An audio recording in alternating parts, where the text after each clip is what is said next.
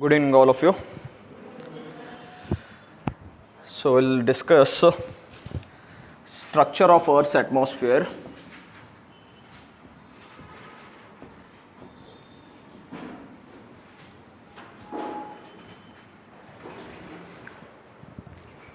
Okay. So in the earlier class we have discussed about composition of Earth's atmosphere, the way the present gases or the present composition of nitrogen, oxygen, all those kind of the thing. So here we'll discuss about the structure. So in the structure actually we discuss about the layers of Earth's atmosphere. Okay. So if you are considering this as the Earth's surface, okay, the Earth's atmosphere is existing roughly up to around 400 kilometer. Okay, and this is what we are subclassifying into layers. Okay, so the lowermost atmospheric layer we call it as troposphere. It's called troposphere. And then it is stratosphere, then Mesosphere, and then Ionosphere or thermosphere. Ionosphere or thermosphere.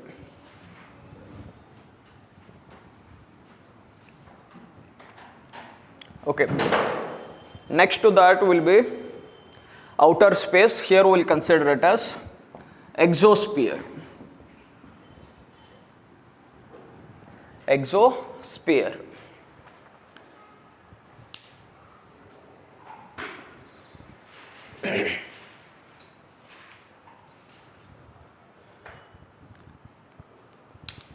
Okay. So the troposphere exists up to the average height of 13 kilometer, average altitude of 13 kilometer. Okay, and this data varies from book to book. Okay, some of the books have written it is somewhere 10 to 12 kilometer, few of the books have written it as 15 kilometer. Okay, but whatever the figure I am mentioning is based on the NCERT. Okay, and from 13 kilometer to 50 kilometer height, that area is stratosphere, and 50 to 80 kilometer up to, that is Mesosphere, and next it is Ionosphere, right? Next it is Ionosphere. So you can see up to Mesosphere, the atmospheric gases are in molecular nature. So this what we call it as homosphere. Together it is called homosphere, and the gases are almost mixed. Okay, and next that is based on degree of ionization, there are sub layers are seen in the ionosphere. That's what we call it as heterosphere. That's called heterosphere. So up till this it is homosphere and then it is heterosphere. So you see, these layers they are classifying. Okay, so like here I said very clearly it is homosphere, means all the most gases are mixed up, right? But even then they are able to say up at this height troposphere is ending, at this height stratosphere is ending, isn't it? On what basis actually it is? So the point here is they are considering these layers as different layers, that is based on the temperature. Okay, so in the troposphere the temperature decreases. I will explain why it decreases, but here let us see that here the temperature is decreasing. So up to 13 kilometer temperature fall. Okay, and at 13 kilometer height roughly for few hundreds of meter, there won't be any major change in the temperatures. So it will be like almost constant over here. Okay, This is what we call it as a tropopause. This is called as tropopause, where the troposphere is ending. That's why we are using the term pause. Okay. Similarly, over here in stratosphere, the temperature slightly increases. Okay. And at 50 kilometer height again, there will be at for few hundred meters we can say, there will not be any major change in the temperature. It will be like almost constant. That's what we call stratopause.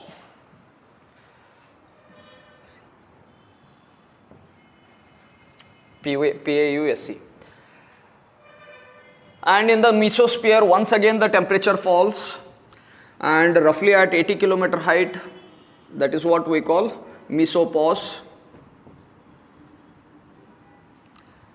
And finally it is thermopause or ionopause.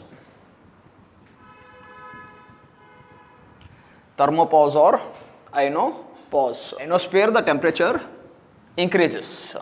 Okay. It increases once again in ionosphere, and then it gets mixed with the space temperature. And what is the space temperature? It is 1 to 3 degree Kelvin. Okay, so it just get mixed with the outer space. So this is the nature of Earth's atmospheric in terms of what we are seeing it as a structure. The temperature falls, increases, fall, increases, and then it is getting mixed with the outer space. Fine. For our exam point of view, if you consider, we have to see these layers one by one.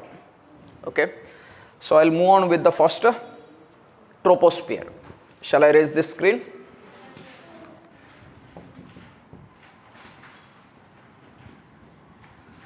Troposphere, by now we know that it is the lowermost layer of Earth's atmosphere, yes or no?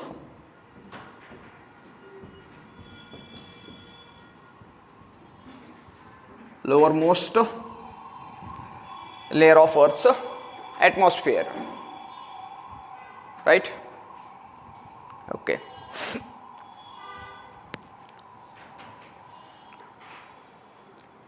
Okay. So what is the thing we have seen? What is its thickness? 13 kilometer, right? So it's actually 13 plus or minus 5. Okay. So it is thicker at tropics and thin at polar area. It's thin at polar area. So I can say in the tropics it is 13 plus 5 kilometers, so it is thick, 18 kilometer thick, and in the polar area it is roughly 8 kilometer thick. Okay. So if you are seeing Earth's surface, in the atmosphere it looks like this way. So it is thicker over here and thinner over here. What would be the reason for this? What would be the reason for this? It is thicker at here. I am saying roughly it is somewhere 18 kilometer over here, and here it is somewhere 8 kilometer thick, and average we are considering it is 13 kilometer. So the thing is very clear. In the tropics it is thicker because of two reasons. One is Earth's centrifugal force which is acting, okay, and at the equatorial region, okay, it will be highest, one thing. And in the tropical areas, if you consider, there is more heat, yes or no, because sun rays can make a perpendicular inclination, and when the sun rays are making perpendicular inclination, air mass heats up, and when air heats up it has to expand, yes or no. So it is quite thicker. And in the polar area, if you consider, since the sun rays are making angular inclination, the temperature is lesser. When the temperature is lesser, air mass condenses and accumulates over the Earth's surface as one thin layer, yes or no. We have seen if it is absorbing the temperature, it expands, If it is losing the temperature, it contracts, isn't it? So that's what we are linking up over here. So in this region, what we can say, centrifugal force is also not acting, first thing, and the air mass is much cooler. Here the air mass is quite warmer, so obviously it has to expand. So it is thicker at the tropic and thinner at the polar area, right? And the third point, if you consider, okay, here as we move on to the higher altitude, the temperature falls. Temperature falls at the rate of 6.5 degrees Celsius per kilometer rise. Okay, it is falling at the rate of 6.5 degrees Celsius per kilometer rise. This is what we call it as net lapse rate. You need to remember this fact. It's called a net lapse rate.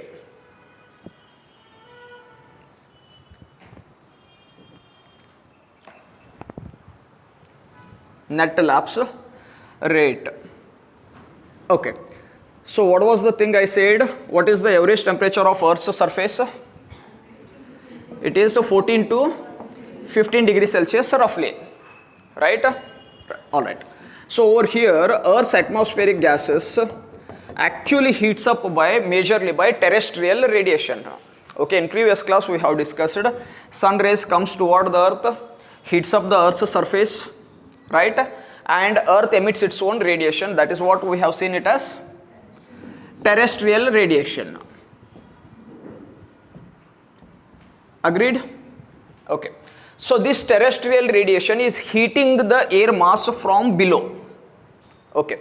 If that is the case, by common sense we can say lower air mass will be warmer, and as we move towards the higher altitude, the temperature has to fall. That's what we have written. But what is the rate? It is a 6.5 degrees Celsius per kilometer rise. Some of the books have written 1 degree Celsius for 150 meter height. Even all the theory is the same. So here we are considering it as generalized for kilometer. Okay. So now if you consider from the Earth's surface, if you are moving on to the higher altitude, the temperature keep on falls, right? By the time you reach tropopause, okay, the temperature will be almost equivalent to minus 60 degree Celsius. Okay, so it has to keep on fall, and here it is at actually minus 60 degrees Celsius. So if you can imagine, if you are moving on into the air mass for some 10-15 kilometer, okay, there you will be experiencing the temperature of minus 60 degrees Celsius. So it's quite different what we are seeing it on the Earth's surface. Okay, and among all the layers, if you consider Earth's atmosphere, this layer is the most important layer, because all the weather and climatic condition takes place in this layer. I'll call it as most important layer. Most important layer because all the weather and climatic conditions, climatic changes take place over here. Like we can say circulation of wind over here,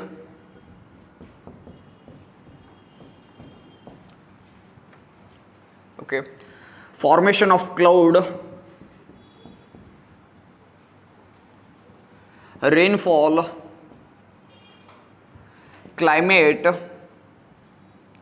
changes we can say, etc. All these are taking place in the troposphere. It is taking place in the troposphere.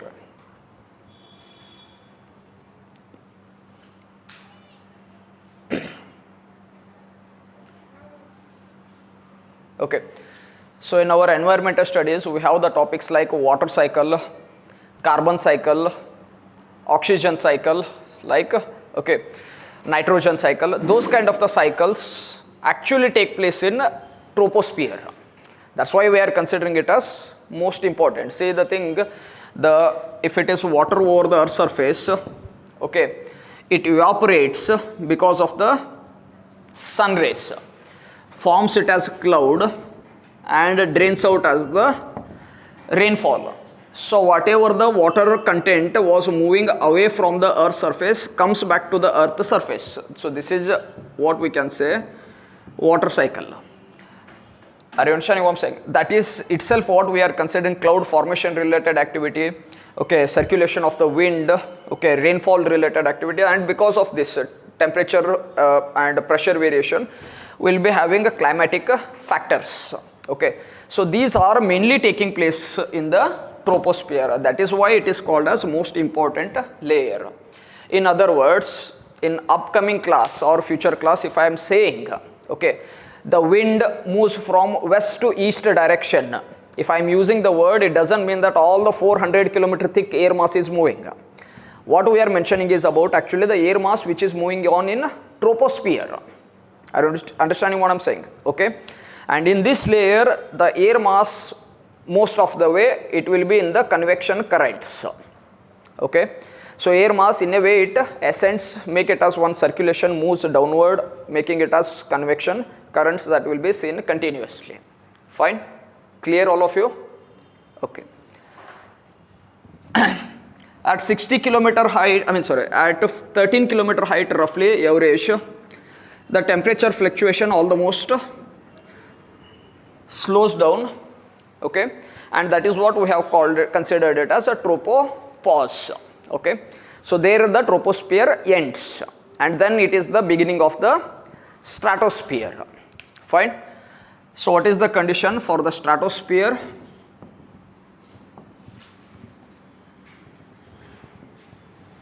It is somewhere in between 13 kilometer height to 50 kilometer height.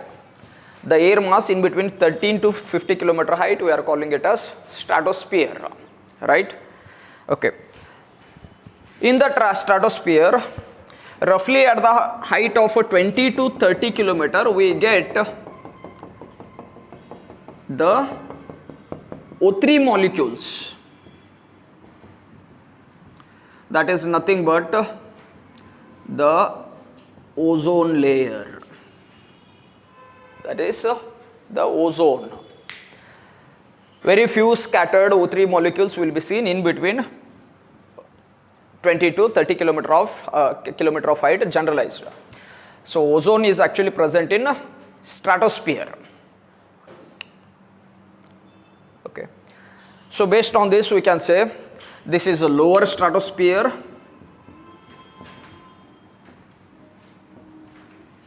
this is upper stratosphere, lower stratosphere and upper stratosphere. Okay. Below this is troposphere. In the troposphere, actually the air mass is making vertical movement mainly. Okay. And this at the tropopause where it is ending, the air mass is making almost horizontal movement. Okay. So in our textbook it is mentioned that in the lower stratospheric area the air mass moves horizontally. That will be influenced by the convection currents. Okay. But in generalized way we can say the lower stratosphere is influenced by horizontal blowing wind. Okay. And obviously these type of the wind, okay, are beneficial for our high speed jet plane movements because there is no any major friction over here. Okay, if you assume the air mass, if at all it is vertical movement and the jet plane in its movement, it will get friction. So obviously the speed reduces, but here in the lower stratosphere by default the wind is in horizontal direction and even the plane can also move out easily, okay, without any major friction. So the high speed jet planes, if you consider, they always move in the lower stratospheric area. Okay. And here there may be a presence of the what we can say the clouds, okay, at the close to tropopause, and that can be seen over here also. Okay. And next to that is anyway our ozone layer, And this ozone layer, we popularly call it as the biological shield of the earth, isn't it? So it is called as biological shield of earth because it is protecting the organisms of the earth's surface over the earth's surface by absorbing the high intensity ultraviolet rays, right? That's why it is called as a biological shield. Okay, see, our skin, if you consider, it is made to absorb the normal light but not the ultraviolet rays. The plants can go with the photosynthesis process in the normal light but not in the ultraviolet rays. Okay, so those ultraviolet rays are filtered actually by the O3 molecules. O3 molecule, ozone molecule, if you consider the way it functions, O3 molecule is actually highly unstable molecule.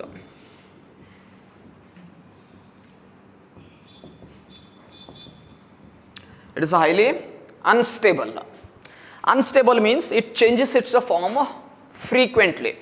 Okay, and while changing its form, it is doing the activity of filtering the ultraviolet rays. Okay, observe the thing carefully over here. If UV rays fall on O3 molecule, okay, it splits up into two molecules, that is O2 plus O. Okay, since it is unstable, I mean to say that it absorbs that ultraviolet rays, okay, and it heats up in turn. Okay, and when it heats up, it split up into two parts, that is O2 molecule and O molecule. That heat which comes as a radiation, that is what we are calling normal light, sun rays. Okay, and this O2 and O molecule refuses to form it as O3 molecule again. So it is the nature of O3 molecule that it always splits into O2 plus O molecule and fuses again to form it as one O3 molecule. While doing this process, okay, it is absorbing much of the heat from the ultraviolet rays and giving up the normal light. I don't understand. This is how the O3 molecule or ozone is protecting the living organisms over the Earth's surface. It is protecting the living organisms over Earth's surface.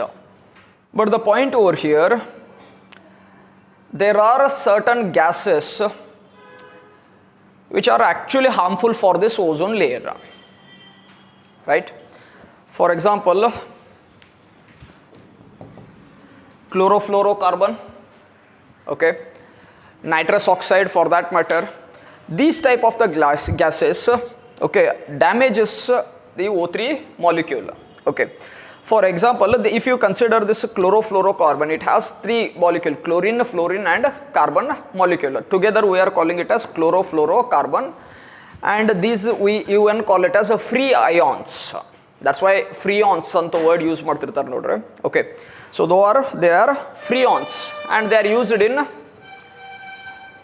air conditioners, refrigerator as coolant, right? Okay, if you are using chlorofluorocarbon and if at all these chlorofluorocarbons are released in the atmosphere, okay, usually air conditions and refrigerator go in closed cycle. Actually the same chlorofluorocarbon is compressed and expanded, but if that chlorofluorocarbon leaks up, okay, from that closed structure, it gets into the contact of atmospheric gases, mixes with the atmospheric gases, okay, then there is a problem. Okay, these chlorofluorocarbon, when they are released, okay, we are releasing, let us assume the chlorofluorocarbons are being released, and these chlorofluorocarbons mixes with the lower stratospheric cloud and they move on towards the polar area. Okay, and most of the chlorofluorocarbons, they get settled in a majority quantity if you consider at the polar area. Okay, and in the polar area, over this chlorofluorocarbon, if UV rays falls, okay, it splits into individual chlorine and fluorine molecule. That's the nature actually. This chlorine molecule has a nature tendency that it reacts with the nascent oxygen. It binds with the nascent oxygen, okay. Now for the problem for this ozone is that when chlorine reacts with this oxygen, this O2 molecule will not get this nascent oxygen to recreate it as O3 molecule. So this process stops over there. I don't understand what I'm saying. That is what we call it as the ozone molecule is losing its life, or we can say that if the ozone molecules start reducing in the atmosphere, we call it as depletion of the ozone. That is actually created by, not directly by the chlorofluorocarbon. The problem is about actually chlorine. So if more chlorine is added into the atmospheric gases, then the problem is that it is creating or damaging the O3 molecules or ozone, that is by binding this nascent oxygen. And it is said that if one chlorine molecule like fuses with the nascent oxygen molecule, it withhold that molecule for roughly around 100 years. For 100 years it doesn't give up that nascent oxygen. You can imagine the situation how like worst it keeps on moving. Okay, I mean if it continues, okay, if more chlorofluorocarbons are being added, more number of ozone molecules starts decreasing, depleting. That's why if you observe carefully, the ozone depletion, and if it is to a greatest extent, we generally call it as ozone hole. Ozone hole like phenomena is seen majorly in the polar areas. Understand? Not in the tropical latitude, all this kind of the thing. It is majorly seen in the polar area. And if those are the things are going on, like it will have its impact on the organisms which are living over the earth's surface. So we have to protect the ozone molecule. Okay, so that's why we have a very famous conference called Montreal Protocol. Okay, Montreal is the name of a city in Canada. So there the conference was held, so that's what we call it as Montreal Protocol. Okay, so in Montreal Protocol the target was set that okay, we have to reduce the usage, or we can say instead of saying reducing, we have to stop the usage of chlorofluorocarbons so that the ozone can be protected. Okay, among all these kind of the like protocols, we have seen these kind of the thing in our environmental studies like Montreal Protocol, Kyoto Protocol, Nagoya Protocols, right? Okay, these kind of the protocol, among these it is said that Montreal Protocol is the most successful because it has achieved its target almost by 99%. Nowadays if you consider, okay, almost 99% of its target has been achieved. Okay, we have overcame usage of the chlorofluorocarbons. Okay, to overcome the chlorofluorocarbons, they discovered a new type of coolant, that is hydrochlorofluorocarbons, HCFCs. From CFCs we moved on to HCFC, hydrochlorofluorocarbon. Okay, but even then it has the influence of chlorine again over here. So even it started damaging the ozone molecules. So furthermore research, they came out with hydrofluorocarbons, HFCs. Okay, and these HFCs, if you consider, they are not harming the ozone. That is a very good thing for us. But very recently we have got to know that hydrofluorocarbon is creating a problem with respect to greenhouse effect. It is almost 200 times more stronger than carbon dioxide in terms of absorbing the heat or radiation. So you can imagine one carbon dioxide molecule, whatever the damage it is giving as a global warming, 200 times that will be created by one HFC molecule. So yes, it proved good for the ozone. Okay, but it has a problem of, okay, it has a problem of creating greenhouse effect. and that is what leading to global warming related thing. So there is a need to overcome this even HFCs, and what would be the next alternative fuel, you are not yet sure about it. Okay, but yes, we have to overcome the usage of hydrofluorocarbons too. Otherwise it is like global warming activity will be intensifying. So we should avoid those kind of the thing. That's what it was discussed in Kigali agreement. In Kigali is the name of a city in Rwanda, one African country. So in 2016 the conference was held. Okay, that is United Nations Framework Convention on Climate Change. So there they actually discussed about hydrofluorocarbons. Okay, they actually like they were discussing about the global warming, but it is HFCs are related to ozone actually, but yes, it has impact on the global warming. So maybe in future if we are able to overcome this problem, and if we are able to find out some new coolant, it protect both, which is protecting both ozone as well as not creating any greenhouse effect, then that would be the best thing. This is the situation as of now. Okay, this is the latest thing we can say. Okay. So we know ozone itself is a greenhouse gas. Yes or no? Because it is absorbing the heat and retaining much of the heat with itself. Yes or no? That's why if you consider over here, in the stratosphere, the temperature slowly starts increasing. I said while explaining earlier, troposphere temperature decreases. But in the stratosphere, the temperature once again start increasing. By the time you reach stratopause, the temperature will be somewhere close to 0 Celsius. It is almost 0 again. Okay, that is up to stratopause. Okay, you can write it as just 0. Okay,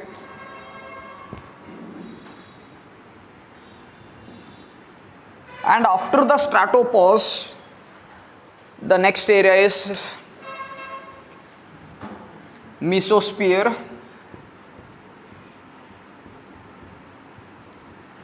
50 to 80 kilometer, right?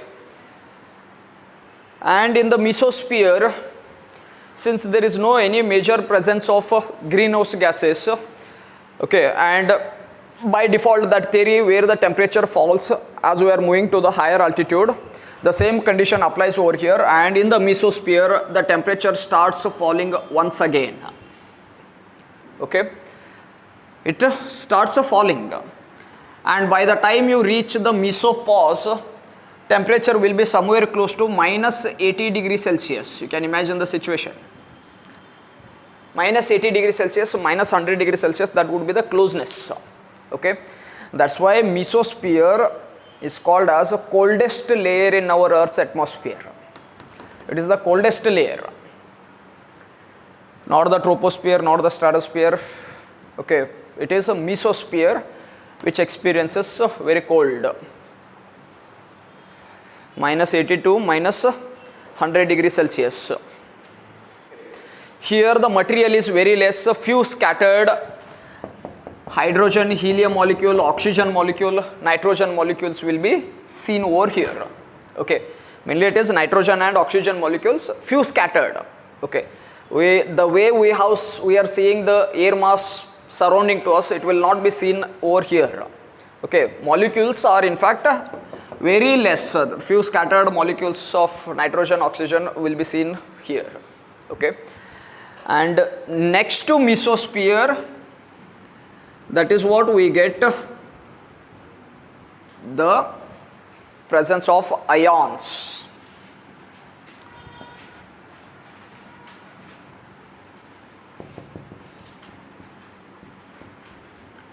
That is Ionosphere.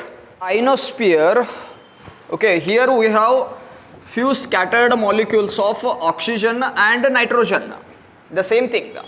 Okay, but these oxygen and nitrogen, if you consider, okay, they are in the form of actually ions. That's why we are giving the term as ionosphere, right? Okay, so in our chemistry or in our atomic structure, if you consider, okay, there are certain elements like inert gases, what we call, they doesn't react with any other element, okay, because their outer orbiting path is filled up with the electrons completely.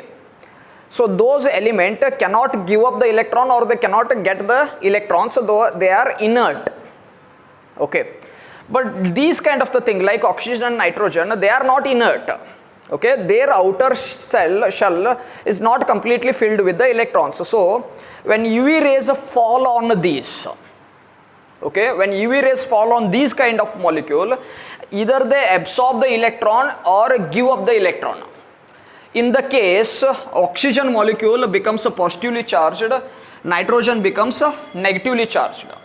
And these type of structure, what we are saying it as positively and negatively charged activities, that is what it is called as ions. They are the ions. Okay, since UV rays is falling on oxygen and nitrogen majorly on this layer, atmospheric gases, okay, here the material is in the nature of ions. That's what we are calling it as ionosphere. And while creating this as ion, okay, obviously the heat energy will be released, and because of this activity the temperature once again starts increasing in the ionosphere. Okay, you can imagine the situation, the temperature is almost more than 100 degrees Celsius in ionosphere. It's not that ordinary temperature again, it is quite higher. Okay, in our school days we used to do one experiment, maybe you are like aware of it. So if you are taking a scale, okay, and we used to rub it to hair, right, and after, if you are like getting that scale near to the papers, it used to attract.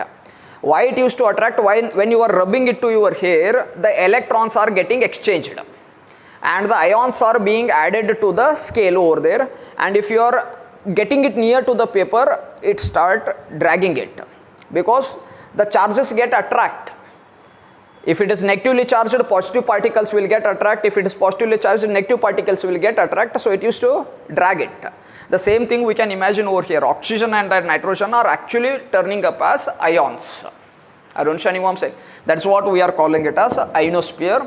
And based on degree of ionization, the ionosphere is sub-classified as A layer, B layer, C layer, F layer, like that. The sub-layers are being formed in the ionosphere. And by default, these are charged particles, right? And these charged particle, we take help in terms of a propagation of the waves. Okay. For any propagation of the waves, it is if it is positively or negatively charged, by default, it is best for us. Okay. So electrons can move on easily in this kind of the waves. I mean, in this kind of the area. That's why it is said that ionosphere we used to reflect the radio waves. Okay. So in the telephone signals or in the radio waves signal, the system, the way it works, if your earth is in the geoid shape, okay, if you are releasing, okay, take it as example radio wave, if you are releasing a radio wave, it just move on like this way in straight direction. Earth hang like the way earth, okay, is in the geoid shape. If you consider the curved surface, the wave doesn't make a curve movement, it just move on in the straight way, isn't it? So these people will not get the signal then. So the solution we can get over here is that the signals are actually sent first to ionosphere, okay, from where the signals are taken back into the area where we keep usually like one tower, all those kind of the thing, and from here the local signals were sent. Okay, the signals will be sent to ionosphere and getting it somewhere over here. From here through the tower local area signals will be sent. I don't saying. That's why ionosphere is getting used, and that is we are getting that advantage because of existence of ions in the ionosphere. So it can reflect the radio waves or communication waves easily. Okay, that's the best use what we are taking actually. Okay, and once the ionosphere at 400 kilometer height, these molecules they just end up, I mean to say that they just get mixed with the outer air mass. So only few scattered molecule, and that too the content start decreasing. Okay, and by the time you are somewhere at the height of 400 kilometer, the Earth's atmospheric gases are almost ending. Okay, when it is almost it is ending, that is what we are considering the end of the Earth's atmosphere, where here we will consider it as ionopause or thermopause. Ionopause or thermopause, and then next it is exosphere, and in the exosphere it is outer space. We have seen in earlier classes also the space is not completely vacuum. Few gaseous and dust particles are there, yes or no? And we have even seen our sun has majority way it is hydrogen and helium with it, yes or no? So in our solar system, okay, in the space in our solar system, here in the exosphere usually few scattered hydrogen and helium molecules are seen. Hydrogen and helium molecules are seen. That is the exosphere, and that's the end of Earth's atmosphere. So because of the Earth's outer liquid core and that convection currents, okay, the magnetic field lines are existing, and that magnetic field lines, if you consider, two torus shaped field lines are existing. Okay, and they are, see, the structure, if you consider, atmosphere is up till here. Okay, the magnetic field lines are extended up to 72,000 kilometer. Okay, they are extended up to 72,000 kilometer, and these magnetic field lines are protecting these of the gases by deflecting high intensity solar wind, right? And the magnetic field lines are like, through the magnetic field lines the solar wind enters the Earth's polar area, and where the scattering effect takes place, and that is what it creates the auroral activities, right? That's what it creates it as auroral developments. These are the things we have discussed in previous class. Fine.